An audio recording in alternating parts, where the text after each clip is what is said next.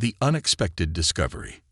The early morning mist hung low over Elmwood Park, wrapping the landscape in an ethereal glow. Jacob Carter, a 16-year-old high school junior, jogged along his usual path. His feet crunched softly on the damp gravel, the rhythm matching his steady breathing. Jacob wasn't a fan of running, but his coach had insisted he work on his endurance for the upcoming soccer season. The park was nearly empty at this hour. A retired couple walked their dog on the far side of the pond, and a man in a business suit sipped coffee on a bench. Jacob preferred it this way, quiet, calm, with only the occasional bird call to break the silence.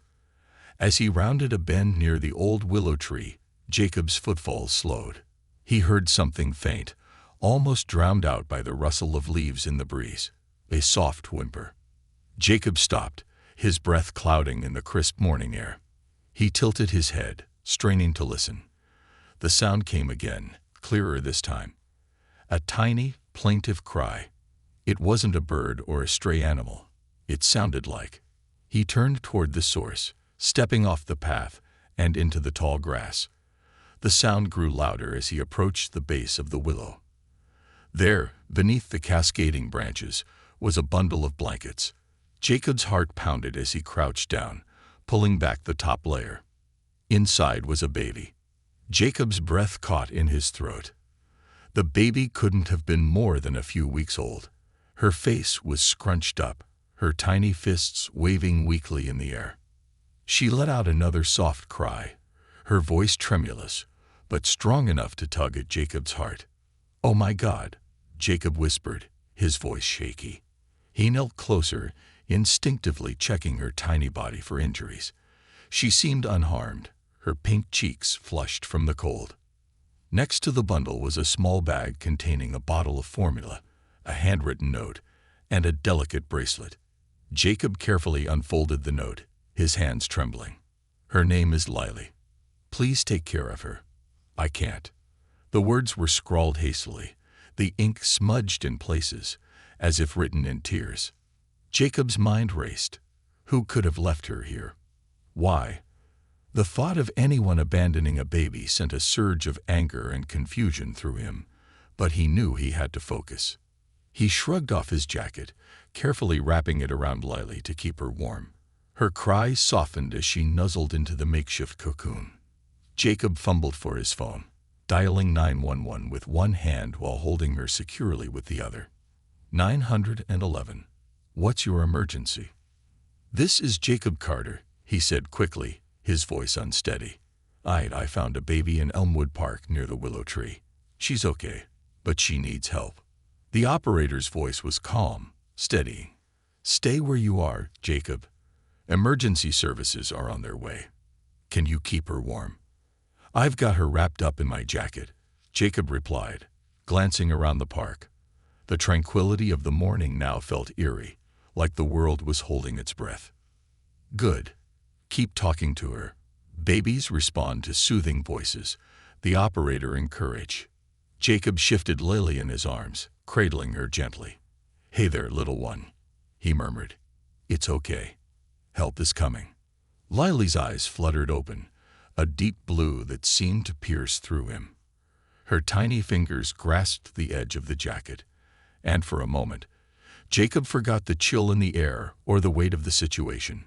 He was transfixed by the fragile life in his arms. The faint wail of sirens broke through the silence. Jacob looked up to see flashing lights approaching the park entrance. Relief flooded him as two paramedics and a police officer hurried toward him. "This is her," Jacob said, carefully transferring Lily into the paramedic's arms. "She's been out here, but she seems okay." The paramedic nodded, wrapping Lily in a thermal blanket.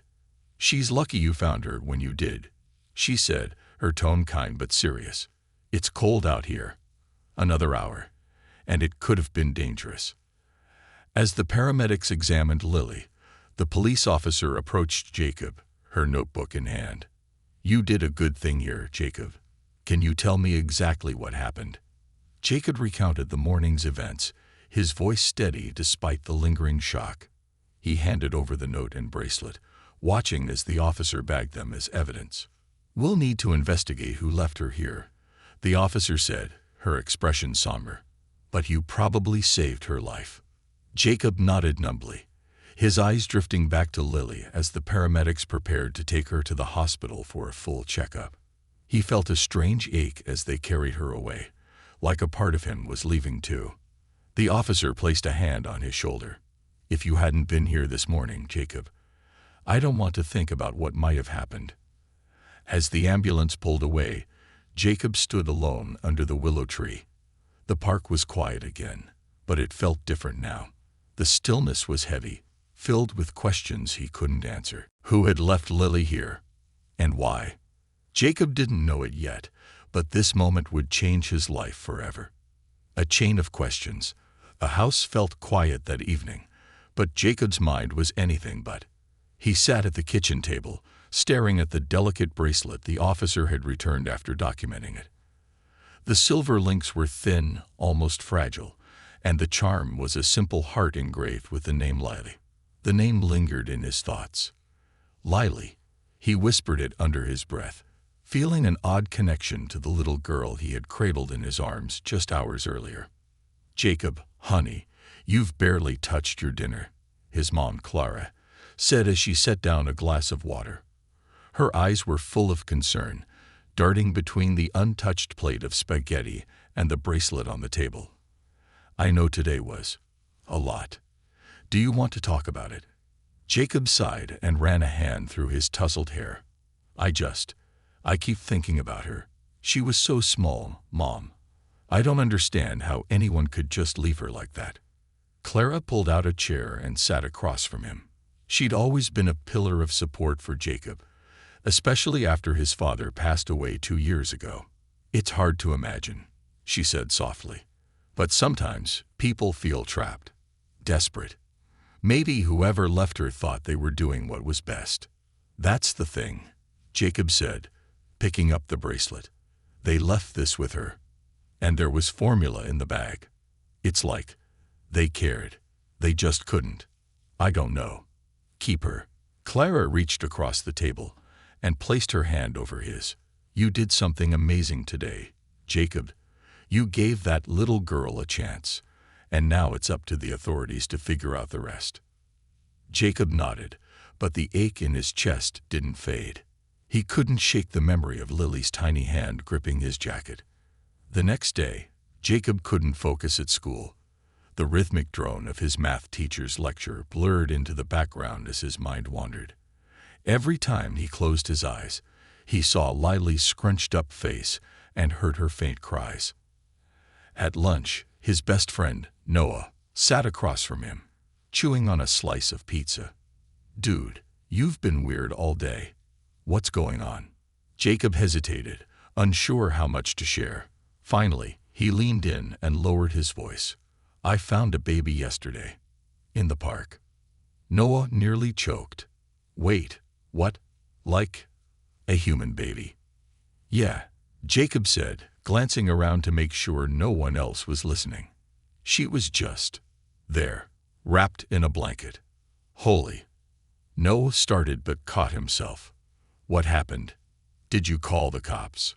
Jacob nodded, explaining the events of the morning. "I can't stop thinking about her, though. The note, the bracelet, it's like she has this whole story, and no one knows it.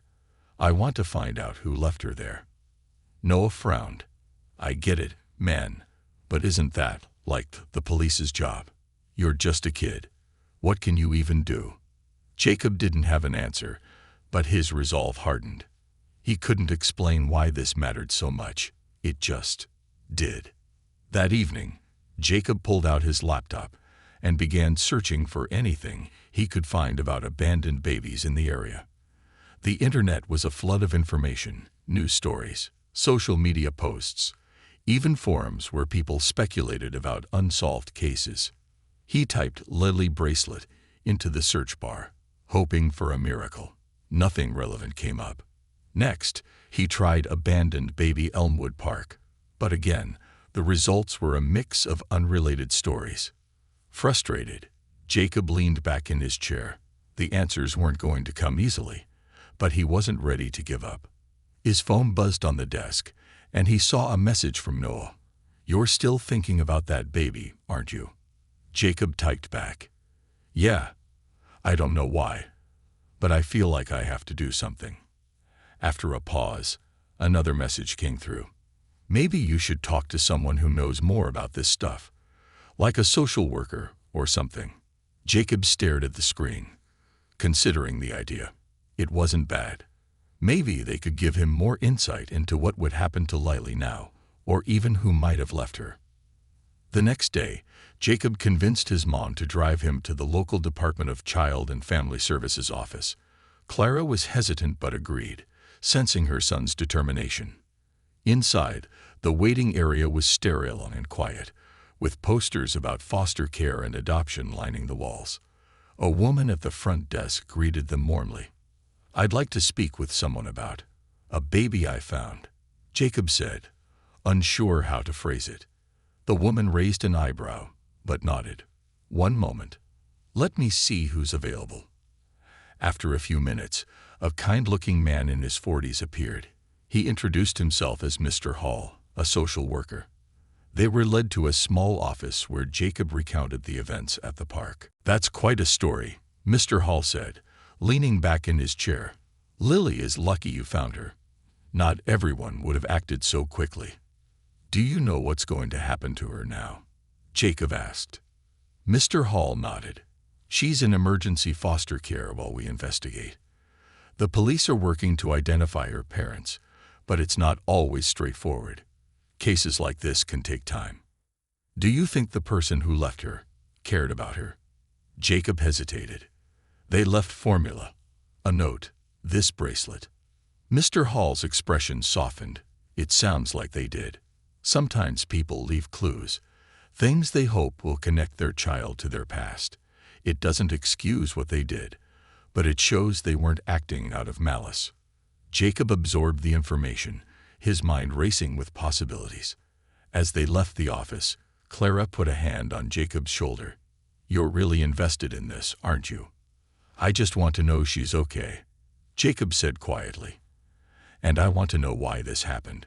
Over the next few days, Jacob threw himself into research and conversations with anyone who might have answers. He spoke with the paramedics who had been at the scene, the park maintenance staff, even a few regulars who jogged the same route he did. One evening, as he sat in his room, flipping the bracelet over in his hands, his phone buzzed. It was Noah again. "You won't believe what I just heard. Some guy at the coffee shop said there's a woman who's been asking around about a baby. Desperate, crying. Think it could be connected." Jacob's pulse quickened. He typed back. "Where? When did he see her?" "Yesterday, near the library. Want to check it out tomorrow?" Jacob stared at the screen, the weight of the situation pressing down on him. This could be the lead he'd been waiting for, or another dead end. Either way, he knew he had to follow it. The next day might bring answers, or even more questions. But one thing was certain. Jacob wasn't giving up. Lily had entered his life for a reason, and he wasn't going to stop until he understood why. Threads began to unravel. The library was bustling the next day, a contrast to its usual hushed stillness. Students studied in groups at long wooden tables, their whispers blending into the occasional rustle of pages. In one corner, a children's reading group giggled over a colorful picture book. The smell of old paper and fresh coffee lingered in the air as Jacob pushed open the heavy oak doors. Stepping inside, he scanned the room, his heart racing with anticipation. Beside him, Noah nudged his arm. "Don't look so suspicious," Noah said, grinning. "You look like you're here to solve a murder." "Feels like I am," Jacob muttered, clutching the bracelet in his pocket. The silver charm pressed against his palm, grounding him in the moment. They approached the circulation desk, where a middle-aged librarian with cat-eye glasses and a warm smile greeted them. Her name tag read Ms. Darby. "Hi," Jacob began, his voice lower than he'd intended. "I heard there was a woman here yesterday, asking about a baby." Ms. Darby frowned slightly, her glasses slipping down her nose as she looked at him more closely. Oh yes, she seemed distraught. She didn't check out any books, just wandered around. I think she spoke to a few people before leaving. Did she leave any contact information or say anything specific? Jacob asked. The librarian shook her head. I'm afraid not. But she looked very upset, poor thing. Small dark hair, wearing a beige coat. Does that help? Jacob nodded, though it wasn't much to go on. Thanks, Miss Darby. As they walked away, Noah leaned in. So, what's the plan, Sherlock? Wait for her to magically reappear. Jacob sighed, glancing around the library.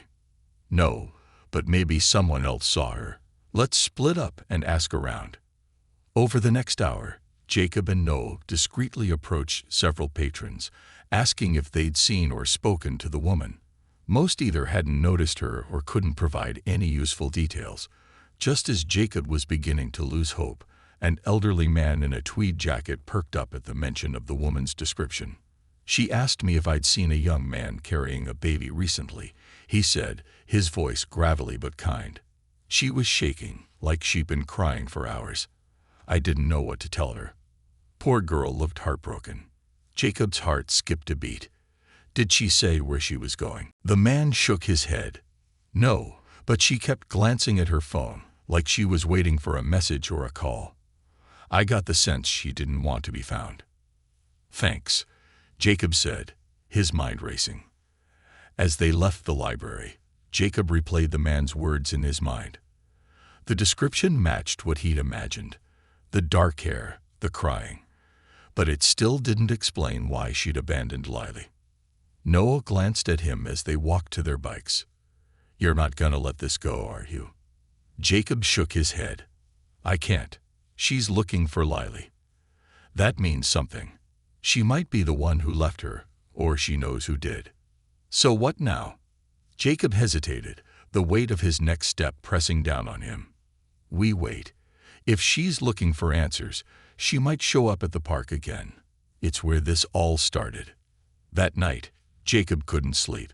He sat on his bed with the bracelet in his hand, running his fingers over the heart-shaped charm. The initials Lily shimmered faintly in the moonlight streaming through his window. He thought about the woman in the library. Was she Lily's mother? Or someone else entirely? If she was the mother, why had she left her in the park? Desperation. Fear. Regret. His phone buzzed on the nightstand, pulling him from his thoughts. It was a text from Noah. Still thinking about library lady?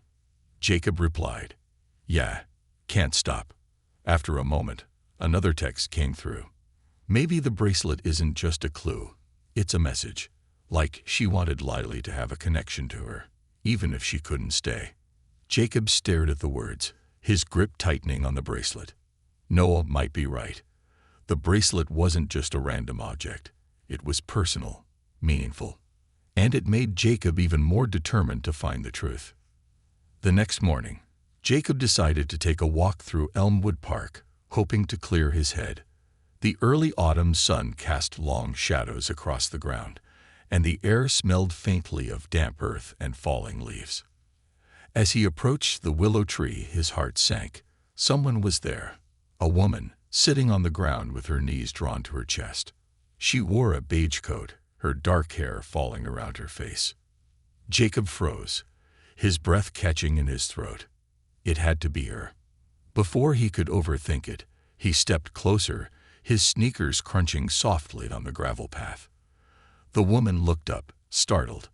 Her eyes were red and swollen, as if she'd been crying for hours. Hi, Jacob said gently, his voice careful not to startle her further. Are you okay? She wiped her eyes hastily, trying to compose herself. I'm fine.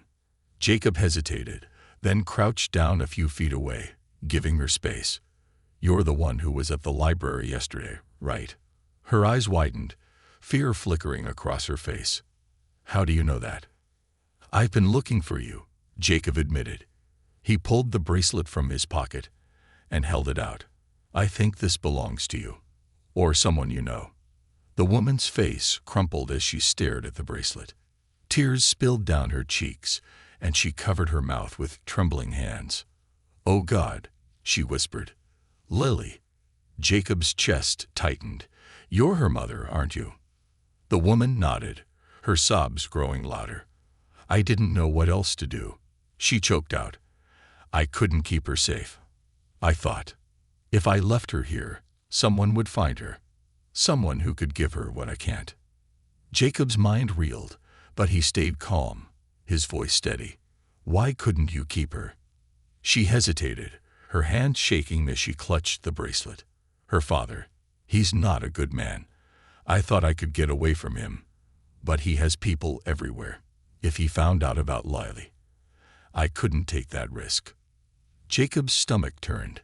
The fear in her voice was real raw.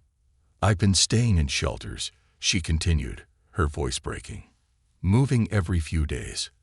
But I can't stop thinking about her. I've been looking for her, praying she's okay." "She's safe," Jacob said firmly. "She's with child services now. They're taking care of her." The woman nodded, her tears flowing. "Thank you for finding her, for caring." Jacob swallowed hard, his mind racing. He had so many questions, but one thing was clear. This woman, Lily's mother, was fighting a battle far bigger than he'd imagined. And now he was part of it. The pieces of the puzzle were coming together, but Jacob knew the hardest part was still ahead. Lily's mother was in danger, and so was Lily.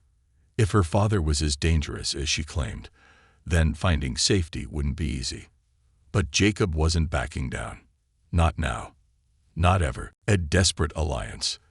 The gravity of the situation pressed down on Jacob as he sat on the bench with Lily's mother, whose name he learned was Emily.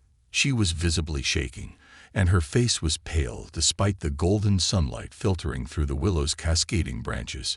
Jacob's mind raced with questions, but he forced himself to remain calm, knowing that overwhelming her might push her away. "I need you to tell me everything," Jacob said gently, his voice steady despite the storm brewing inside him. "If we're going to figure this out, I need to know what we're dealing with." Emily nodded, her hands gripping the bracelet tightly. She took a deep breath, though it was shaky. "Lily's father, Marcus, is dangerous," she began, her voice barely above a whisper. "When I first met him, he seemed charming, successful. I thought I'd found someone who could give me the life I'd always dreamed of." Jacob didn't interrupt. He could hear the pain in her voice, and knew she needed to let it out at her own pace. But it didn't take long to see the cracks. Emily continued, her eyes fixed on the bracelet. "He was controlling, manipulative. He kept tabs on everything I did. My phone, my bank account, even my friends. I couldn't move without him knowing." Jacob frowned, the weight of her words sinking in. "Did he ever hurt you?" Emily hesitated, her gaze dropping to her lap. "Not at first," she admitted. "But when I told him I was pregnant with Lily, everything changed. He didn't want a child. He said it would complicate things. And when I refused to get rid of her, he got violent." Jacob's fists clenched, his anger rising at the thought of someone treating Emily and Lily this way. "Why didn't you leave him then?" he asked softly, though he already knew the answer. "I tried," Emily said, tears welling in her eyes. "But Marcus has connections. He's wealthy, powerful. He knows people in law enforcement, people who can make problems disappear. Every time I tried to get away, he found me." "So what changed?" Jacob asked. "How did you finally manage to leave?" Emily's hands trembled as she wiped her eyes. "When Lily was born, I realized I couldn't let her grow up in that life. I couldn't let Marcus hurt her. So one night, when he was out of town on business, I packed whatever I could carry and ran." Jacob exhaled slowly, absorbing her words. He admired her courage but couldn't ignore the reality of her situation. Marcus sounded like the kind of person who wouldn't let go easily. "Why did you leave Lily in the park?" Jacob asked carefully, though he could see the question caused her visible pain. Emily's voice broke. "I had nowhere to go. The shelters were full, and I didn't have enough money for a motel.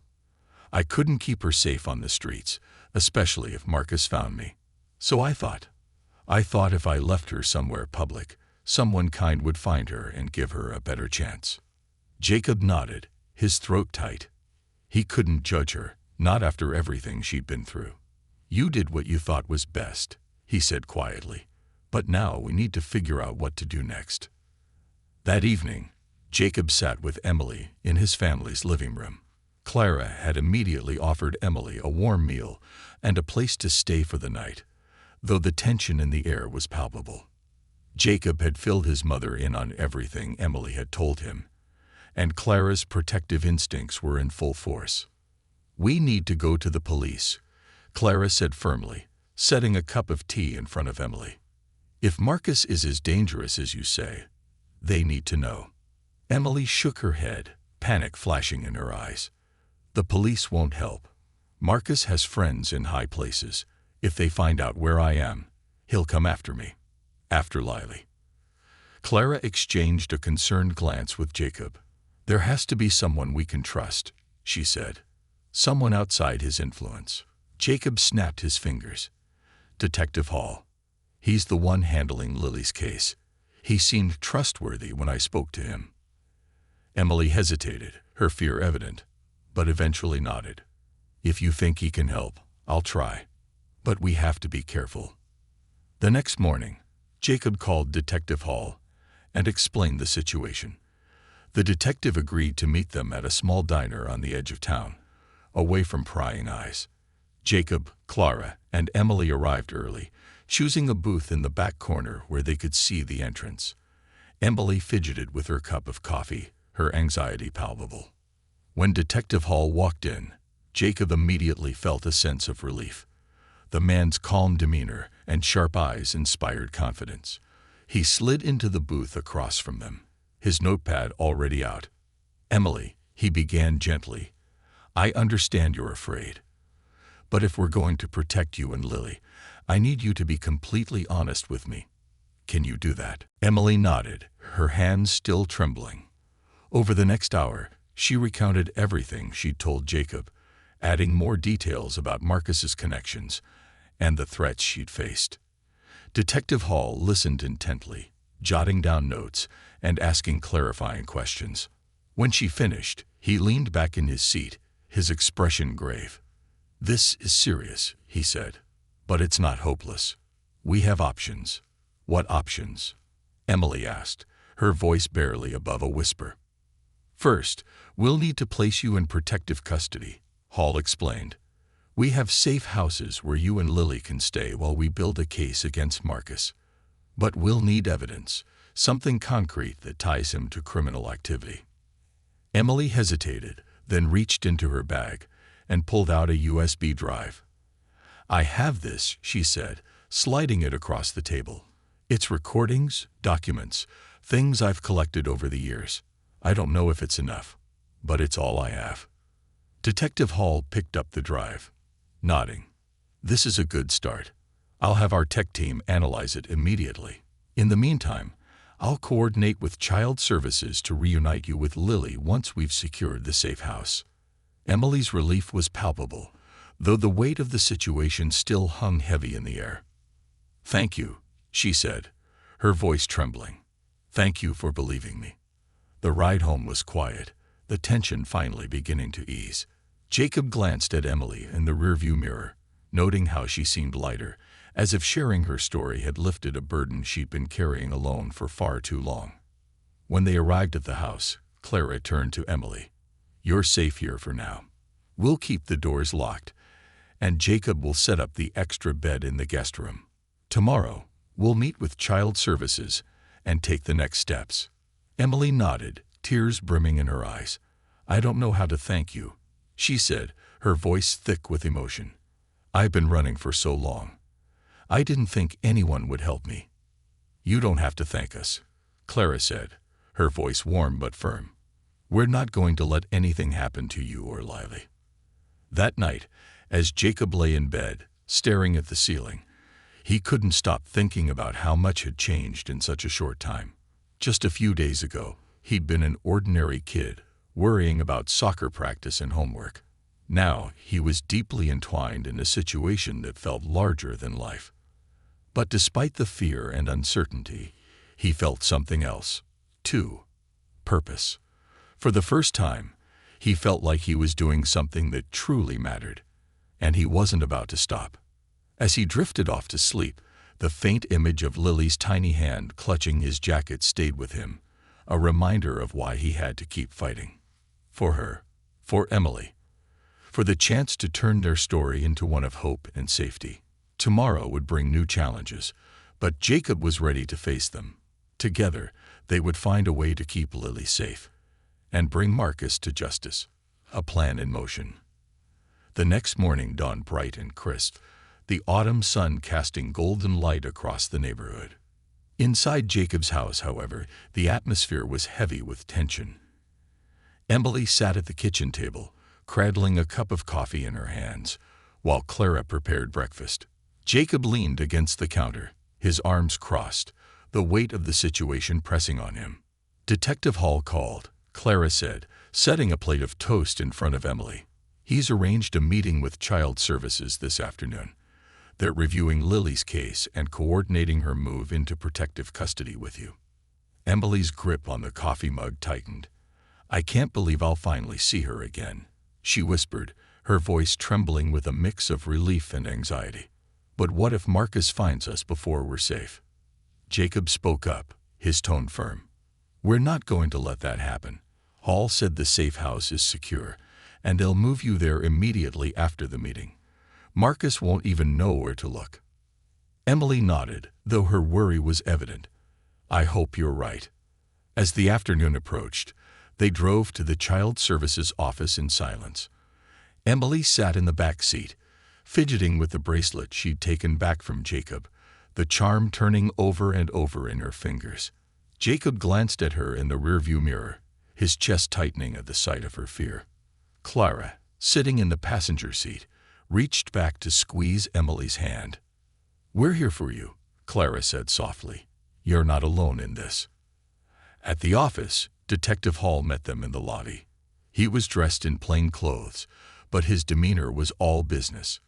Everything's ready, he said, guiding them to a small conference room. Lily will be brought here shortly. We'll have a social worker present to finalize the paperwork. Emily froze in the doorway, her breath hitching. She's coming here. Right now. Hall nodded. She's been in excellent care, Emily.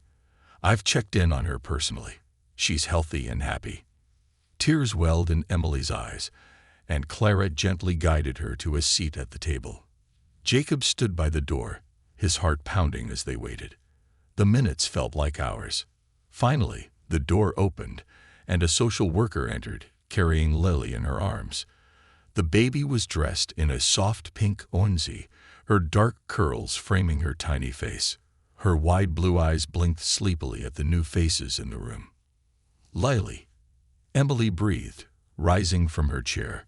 Her hands trembled as the social worker handed her daughter to her. The baby blinked up at her mother, her expression curious but calm. Emily clutched Lily to her chest, tears streaming down her face. I've missed you so much, my sweet girl. Jacob's throat tightened as he watched the reunion. He felt a deep sense of relief seeing Lily safe in Emily's arms. Clara stood beside him, dabbing at her eyes with a tissue. The social worker smiled warmly. She's been doing well in care, but there's nothing like being with her mother. Once you're settled in the safe house, we'll provide resources to help you both adjust. Detective Hall stepped forward. Emily, we need to leave soon. The safe house is ready, and we don't want to stay in one place for too long. Emily nodded, her expression resolute as she cradled Lily. Let's go. The drive to the safe house was tense. Detective Hall led the way in an unmarked car, while Jacob and Clara followed in their vehicle. Emily sat in the back seat with Lily, holding her close and murmuring softly to her. The baby cooed and played with the bracelet dangling from Emily's wrist, oblivious to the danger looming over them. The safe house was a modest but secure two-story building nestled in a quiet neighborhood. Tall hedges surrounded the property, providing privacy, and the windows were reinforced with shatterproof glass. Hall explained that the location was equipped with surveillance cameras and a direct line to law enforcement in case of emergencies. "This is where you'll stay until the investigation is complete," Hall said as they entered the house. "We have agents rotating shifts to ensure your safety. You're not to leave without notifying us first." Emily nodded, her focus on Lily as she adjusted the baby's blanket. "Thank you," she said quietly, "for everything." Back at home, Jacob struggled to focus on his usual routine. He kept replaying the events of the day in his mind, the look of pure joy and relief on Emily's face when she held Lily, the tension in Hall's voice as he outlined the security measures. He knew they were taking every precaution, but the thought of Marcus still out there gnawed at him. Noah called that evening, his voice buzzing with curiosity. "So, did she get her kid back?" "Yeah," Jacob said, pacing his room. "But it's not over. They're in a safe house now, but Marcus is still a threat. Hall's building a case, but it's going to take time." "Man, this is intense," Noah said. "You're practically in the middle of a crime thriller." Jacob sighed. "It feels like it. I just hope this ends before anyone gets hurt." The next morning, Jacob woke to a text from Detective Hall. "We need to talk. Call me ASAP." His stomach dropped as he dialed the number. Hall answered on the first ring. "There's been a development," Hall said, his tone grim. "Marcus has filed a custody claim for Lily. He's using his lawyers to argue that Emily's unfit to care for her." Jacob's jaw tightened. "But he's dangerous. Doesn't that count for something?" "It does," Hall said. "But without solid evidence tying him to criminal activity, the courts might lean in his favor. That's why we need to fast-track this investigation. We've analyzed the USB drive Emily provided, and it's a good start. But we need more, something undeniable." "What can I do to help?" Jacob asked without hesitation. Hall paused. "We're following leads, but Marcus has been careful to cover his tracks. If you hear or see anything suspicious, let me know immediately. We can't afford to miss anything." Jacob hung up, his mind racing. Marcus was playing dirty, and time was running out. Jacob wasn't sure how, but he knew he had to do something to help protect Emily and Lily. As he sat on the edge of his bed, the bracelet catching the morning light on his desk, Jacob made a silent promise. He wouldn't let Marcus win. Not this time. The days that followed were a blur of activity. Detective Hall worked tirelessly to build the case, while Jacob kept his ear to the ground, listening for any whispers about Marcus. Emily called once, her voice trembling as she updated them on Lily's progress and her own growing anxiety. Then, one evening, Jacob got a call from Noah. "Dude, you won't believe this," Noah said breathlessly. "I just overheard my uncle talking about Marcus. Apparently, he's been meeting with some shady people at this private club downtown. Might be worth checking out." Jacob's heart raced. "What kind of people?" "No idea," Noah said. "But it didn't sound like the kind of crowd you'd want babysitting your kid, if you know what I mean." Jacob thanked Noah and hung up, his mind racing. If Marcus was meeting with criminals, it could be the break they needed. He picked up his phone and dialed Hall. "I think I have a lead," Jacob said, his voice steady despite the adrenaline surging through him. Hall listened carefully, then replied, "If this pans out, it could be what we need to end this. Stay put. I'll send someone to follow up." As Jacob hung up, he felt a flicker of hope. They were closing in on Marcus, and with any luck, they'd have what they needed to keep Lily and Emily safe. But deep down, Jacob knew the battle wasn't over yet. Marcus wouldn't go down without a fight. And neither would they. Beneath the surface. The following day, Detective Hall arranged a meeting with Jacob and his mother at their home to discuss the lead Jacob had provided. Emily was informed but stayed in the safe house with Lily, her safety prioritized above all else. Hall arrived in an unmarked car, carrying a thick file that hinted at the depth of Marcus's entanglements. Jacob led Hall into the living room, where Clara had set out coffee and cookies, though no one seemed interested in them. Hall opened the file and spread its contents across the coffee table. Photographs, financial records, and blurry surveillance images. Your friend's tip about the club was spot on. Hall began, his voice laced with determination. We've been monitoring Marcus's movements, and this club, the Blackthorn, is a hub for illegal activity. Drug deals, money laundering, and even connections to a human trafficking ring. Clara's face went pale. And he's been meeting people there. Regularly, Hall confirmed, tapping a photo of Marcus entering the club. But we need more than this to tie him directly to the crimes. So far, he's been careful, keeping his hands clean. If we can get someone inside, someone to observe or even record a conversation, it could be the breakthrough we need. Jacob leaned forward, his heart pounding. I'll do it. Hall froze, his brow furrowing as he stared at Jacob. Absolutely not. You're a teenager, Jacob. This isn't a game. It's dangerous. Jacob met Hall's gaze, unflinching. You said yourself that we need someone inside. Marcus doesn't know me, and I'm just a kid. No one would suspect me. Clara's voice was sharp. Jacob, no. This isn't up for discussion. You're not putting yourself in harm's way. Mom, I found Lily. I'm the one who got involved in this. I can't just sit back while Marcus tries to ruin their lives.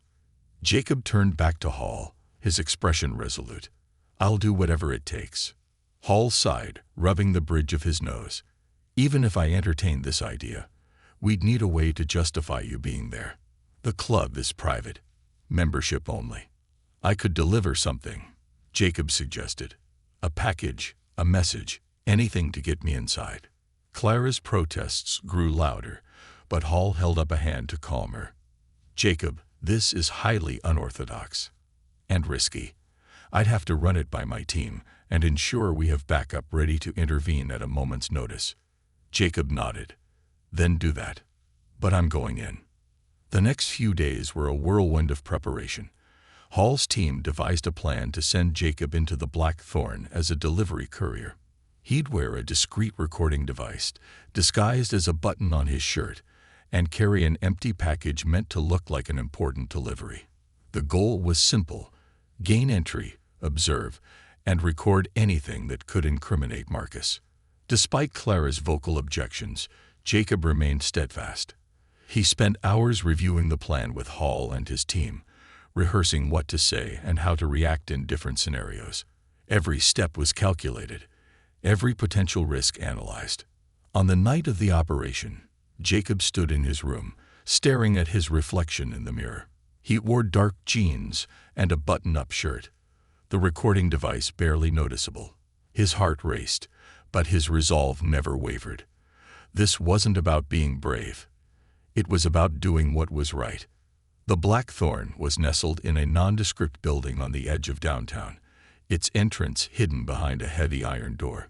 A single bouncer stood outside, his massive frame illuminated by the dim glow of a flickering neon sign. Jacob approached, carrying the package under his arm. His palms were sweaty, but he forced himself to stay calm. "Delivery for Marcus," he said, keeping his voice steady. The bouncer eyed him suspiciously. "You're new." "First day," Jacob lied, adding a nervous chuckle for effect. "Boss said this was urgent." After a tense moment, the bouncer grunted and stepped aside. "Make it quick." Jacob exhaled and stepped inside, his senses immediately overwhelmed by the dim lighting, pulsing music, and the faint scent of cigars. The club was a maze of private booths, each shrouded by heavy curtains. Men in tailored suits sat at tables, their conversations muffled by the music. Jacob scanned the room, searching for Marcus. He spotted him in the far corner, seated with two other men. Marcus was as imposing as he'd imagined. Sharp features, slicked back hair, and an aura of control that made Jacob's stomach churn. Approaching the table, Jacob held out the package. "Delivery for you, Mr. Marcus." Marcus looked up, his piercing eyes narrowing as he scrutinized Jacob. "Who sent you?" Jacob had rehearsed this moment a dozen times. "Didn't say. Just told me to bring this straight to you."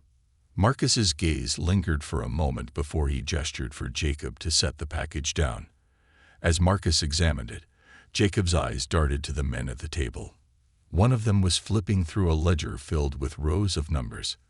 Financial transactions, Jacob guessed. The other spoke in hushed tones about a shipment arriving at the docks.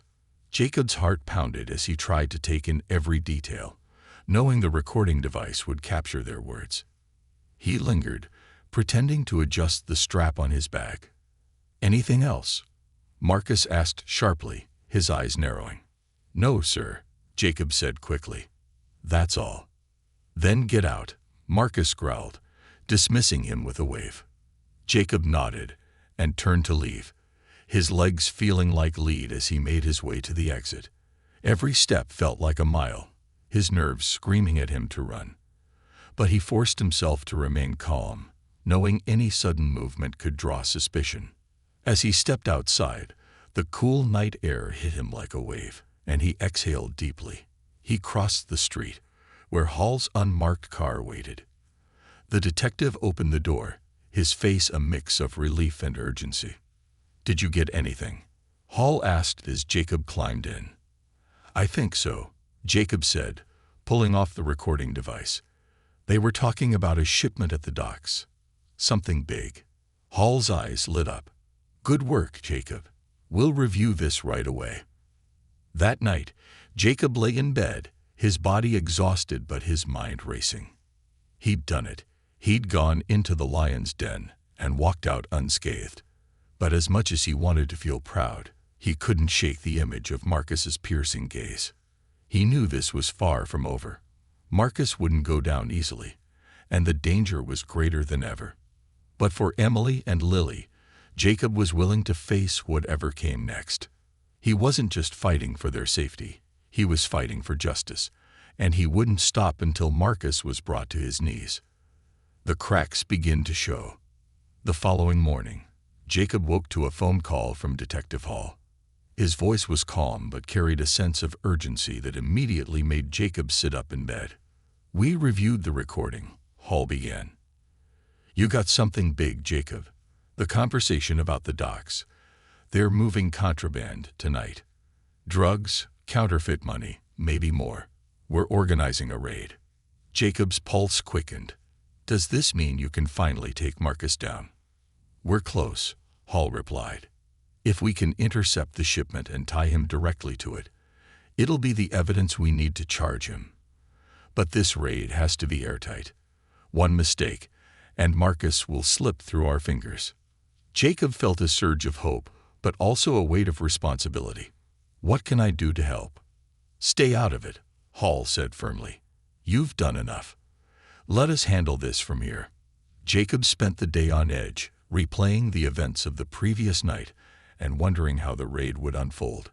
Clara noticed his restlessness and sat him down at the kitchen table. "You're worried about them, aren't you?" she asked. Jacob nodded.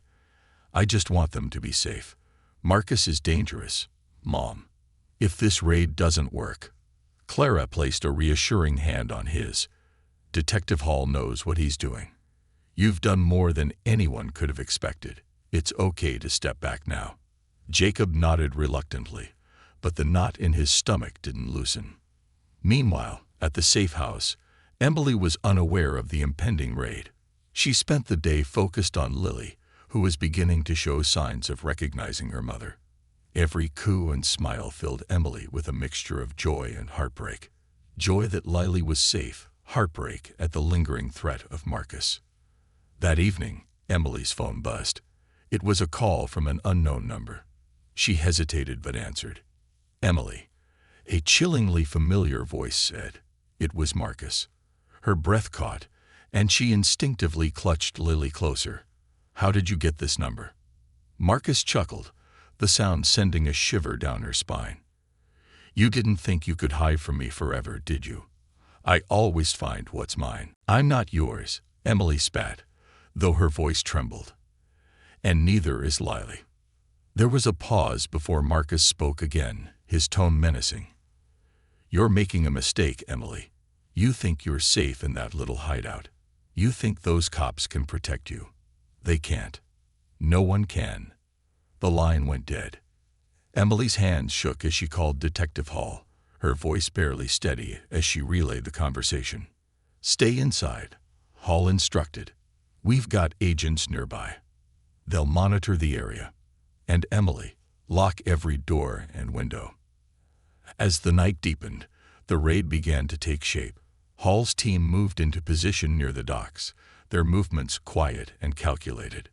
Surveillance drones hovered silently overhead, capturing footage of the crates being unloaded from an unmarked cargo ship.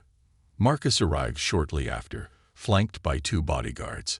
Hall observed him from a distance, his earpiece buzzing with updates from his team. "We've got confirmation. Marcus is overseeing the operation," one officer reported. Hall nodded, his jaw set. "Wait for my signal. We need him caught in the act." At the safe house, Emily paced the living room, her nerves on edge. Lily had finally fallen asleep, her tiny form bundled in a blanket on the couch. Despite the security measures, Emily couldn't shake the feeling of being watched. A sudden noise outside made her freeze. It was faint, a rustling, like footsteps on the gravel driveway.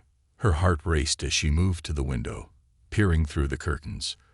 The yard was empty. Still, she couldn't ignore the unease creeping up her spine. She grabbed her phone and called Hall again. "There's something outside," she whispered. "I can feel it." "Stay calm," Hall said, his voice steady. "I'll send an agent to check it out." Emily hung up and moved to the couch, sitting protectively beside Lily. She didn't notice the shadowy figure slipping through the backyard until it was too late.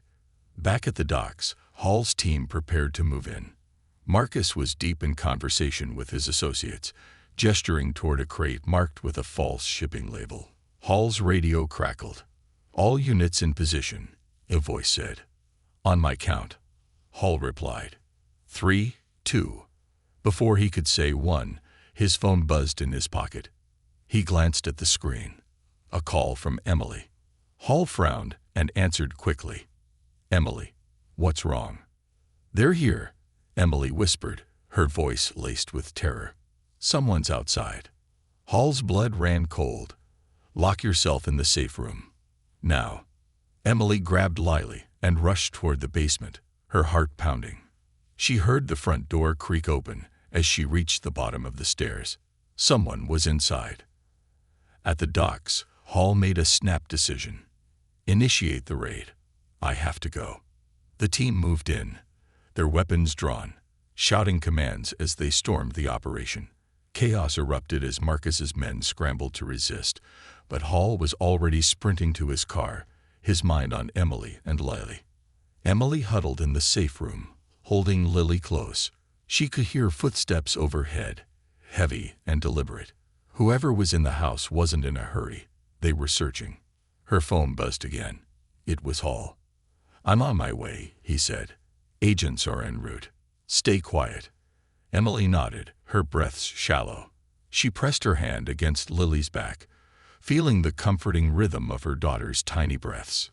Suddenly, the footsteps stopped. There was a moment of silence, then the sound of the basement door opening. Emily's heart sank. At the docks, Marcus was subdued, his hands cuffed behind his back as officers led him away. The raid had been a success. Drugs, weapons, and counterfeit money were all seized, along with enough evidence to tie Marcus directly to the operation. But Hall wasn't there to see it. He was racing through the night, his car tearing down empty streets toward the safe house. In the basement, the intruder moved slowly, their shadows stretching across the walls. Emily held her breath, her body trembling as she tightened her grip on Lily. The safe room door was sturdy, reinforced with a metal frame, but Emily knew it wouldn't hold forever. She glanced around the small space, searching for anything she could use as a weapon. Her eyes landed on a heavy flashlight. The intruder's voice cut through the silence. "Emily, I know you're down here." It was Marcus's voice. Emily's blood turned to ice. "How?" she whispered to herself, clutching the flashlight.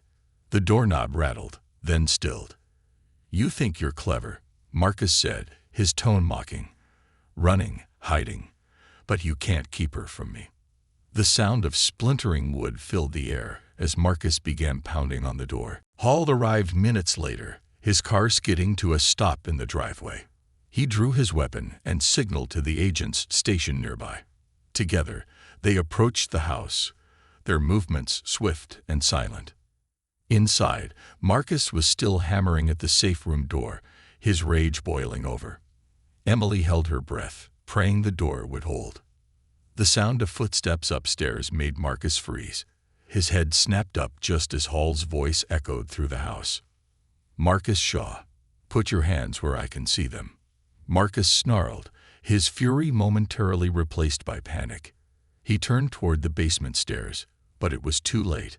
Hall and his team stormed down, weapons drawn. "Get on the ground," Hall barked.